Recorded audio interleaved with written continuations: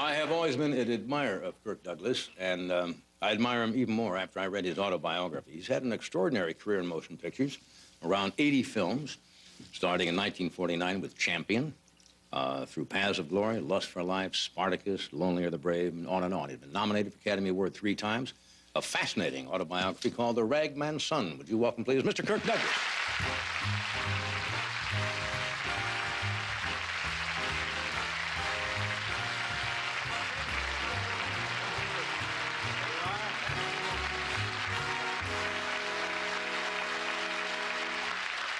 How are you, anyway? Good, John. This is, I understand, is going through the roof. I mean...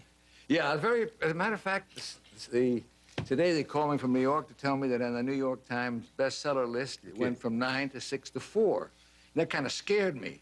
My first autobiography. Wow. I may give up movies. Maybe this is the business to go into. Autobiographies normally do not do that well. I mean, you know, a lot of people in the entertainment have written stories of that. Freddie, how'd your book do? Was it... It's not 4, 6, or 9. I'm sorry. But you know, I think, John, the difficult thing is to find a reason to write an autobiography. And you know, what happened to me is one day I was driving to Palm Springs, and there was this young sailor hitchhiking. I used to be in the Navy, so I picked him up. And he ran up and got in the car. He looked at me and said, "Do you know who you are?" Now, you know, but I thought about it. It's funny, but that's a great question. Do you know who you are? And I thought about that, and after a while, I got to starting to think, you know, I'm always mixed up so much in the world of make-believe that what is reality? So that's what got me starting to write my autobiography, to answer that question, who am I? Yeah. I found it fascinating. I found your early years when you lived in New York, and your dad was a ragman, right? That's right. My father was an illiterate Russian immigrant that came to this country around 1910, like millions of others, and he was in upstate New York. And I was surprised because a lot of young people said, "What's a ragman?"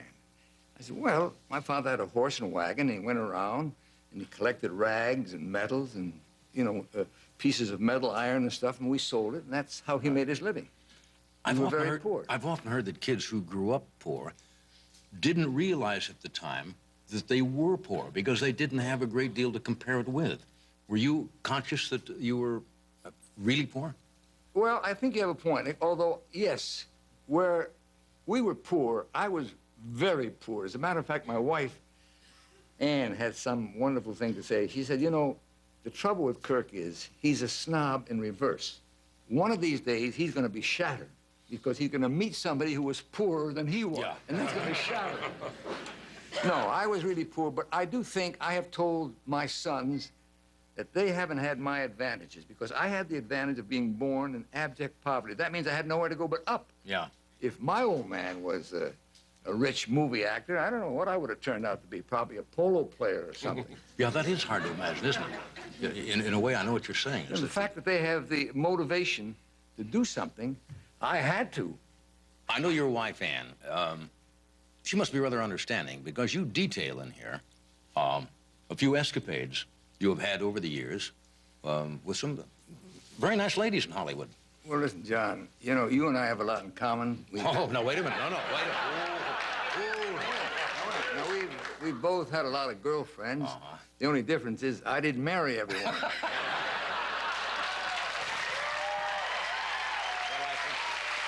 Well, it was a decent thing to do. Also, how did this go down? I mean, how about the women who were around that you talked about? Did you talk with them beforehand and say, "I might mention your name in this book here"? Now, you know, John, you keep insisting. I'm trying to explain to you that this is you know, there are a lot of children watching this show. And in my book, which deals primarily with my relationship with my father, and my relationship with my kids, I feel we want to know who you scored with now. Come on. The parts that deal with sex, John, are there, and there are many people who are not interested in that. They can just flip over those pages and go on with the story. Well, then why did you put those in? Because I think seriously that if it was an integral part of the plot. No, if you're trying, that's true. No, but if you're trying to write your life story, life is love, death, and sex. That's true. Sex is a very important part of life, so you can't completely ignore that aspect. And it's more fun than death, too. Yeah.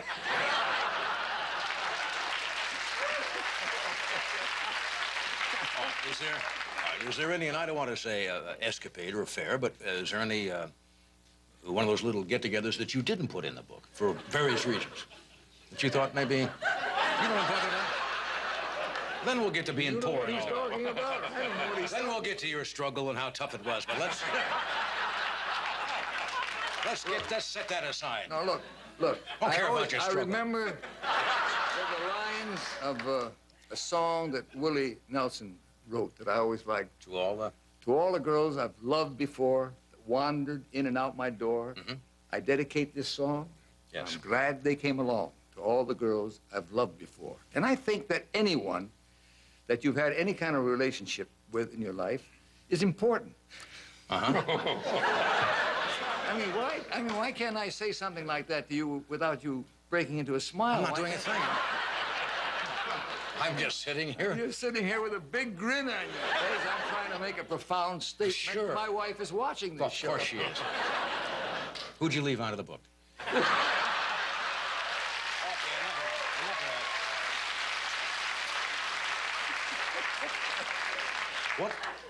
What's your best quality? What's my best What quality? do you think is your best quality as a person, not as an actor? Well, I don't know whether it's my best quality, but I found out a lot about me in writing this book, and what I found out is that I have a lot of anger in me. It's an angry book. And I'm angry about things that happened many, many years ago when I was very poor. And I found that anger continues. And I think that that anger that I express in that book, that's within me, that people who make imitations, you see Gorsh, and you always see them getting that anger. Yeah. And I think that that anger, in a sense, has been a lot of the fuel that has helped me in whatever I've done. I mean, I can see it expressed in a lot of movies that I've done. So anger has been a big part of my life, and it's always with me, and I think it'll always will be. Most people wouldn't think that is a plus, but in your case, it probably was. I think What's your worst? What don't you like about yourself? Gosh, that's hard to figure out. I mean, are you impatient? Are you intolerant? Are you, you know? Yes. I'm impatient. That's one of my bad qualities. I Very am impatient. I think I am very impatient. And I think, as I try to tell my kids, I would never win a popularity contest in Hollywood. And I've tried to tell my boys, I've said, look, don't make the mistakes I've made, because very often during my career, when I've argued and fought with people, I might have been right in what I said, but I was wrong in the way I said it. Yeah. So lots of times what you say is lost because you're saying it with such vehemence that they don't even realize what you said. All they know is, gee, he was yelling. Also, life can't be trying to win a popularity contest either. That's true. There's no way to go through it. Look, I know you've got other things to go. Before you go, tell the one story about the limousine when you were doing, was it Spartacus you were doing? Yeah, I was doing Spartacus. You know, I produced it. My company made it. And I was working in it. We had all kinds of problems. It was hard work. It was the biggest picture at that time. And it was Friday night, and I was dead tired. I was in my Spartacus costume, and Eddie Lewis, who worked with me on the picture, he asked me, what are you going to do this weekend? I said, boy, I'm dead tired. I said, I'm going to drive down to Palm Springs. He said, wait a minute, you're going to drive down to Palm Springs? He says, Kirk, you're a star. You're the star of Spartacus. This is your production. He says, let me get you a limousine. He says, you know, go there like a star. And I thought, you know, he's got a point. Why should I? I'm tired. Why should... So I got a limousine. The guy opened the door. There was that nice silvery blanket in the back, and I lie down underneath his silvery blanket, and I'm thinking, you know, he's right. I'm a star. The guys in Amsterdam could see me now. I hitchhiked to college. I ended up on a truckload of fertilizer. Here I am, a star, on my way to Palm Springs in a limousine, and halfway down, the guy turns into, I said, what's my, you out of gas? No, he says, I have to go to the bathroom. Well, he turns into this, and I see a bar there, and I thought, well, I'll have a beer. And I get out of the car, and I walk over to the bar, and suddenly I realize I'm in my Spartacus costume, I have no money. So I feel kind of silly, and as I turn around, I see my driver get in the limousine. I say, look, my name is Kirk Douglas. My driver will be going through the town thinking I'm asleep. He said, look, don't be a wise guy, we'll run you in. Yeah. He doesn't believe me. Now, I got so mad. I mean, I thought, here I am. I mean, I start out in the limousine, and I'm halfway to Palm Springs in my Spartacus outfit. So I go on the road, and I hitchhike. In your Spartacus. A couple of girls finally get me to Palm Springs, and in the meantime, my driver arrives there. My wife hears the car. I'm late. She comes out to greet me. He goes and opens the door, looks, runs back, and my wife said, hey, wait, what happened? You lose my husband? He said, yes. You were hitchhiking. That's a great story. You know, but I thought about it. It's funny, but that's a great question. Do you know who you are? Yeah. And I thought about that, and after a while, I got to starting to think, you know, I'm always mixed up so much in the world of make-believe that what is reality? So that's what got me starting to write my autobiography to answer that question, who am I? Yeah. I'm sorry.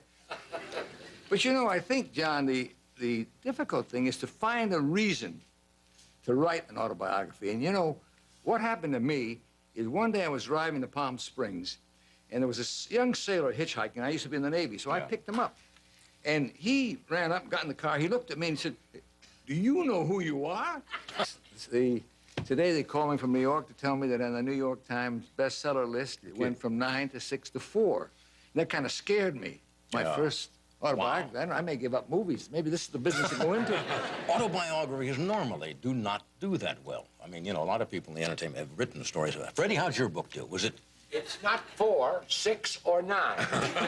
I have always been an admirer of Kirk Douglas, and I admire him even more after I read his autobiography. He's had an extraordinary career in motion pictures, around 80 films, starting in 1949 with Champion, through Paths of Glory, Lust for Life, Spartacus, Lonely Are the Brave, and on and on. He's been nominated for Academy Award 3 times. A fascinating autobiography called The Ragman's Son. Would you welcome, please, Mr. Kirk Douglas?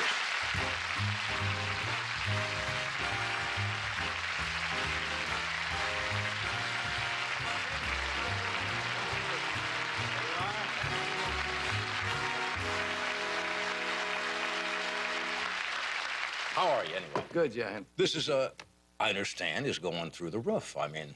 Yeah, as a matter of fact,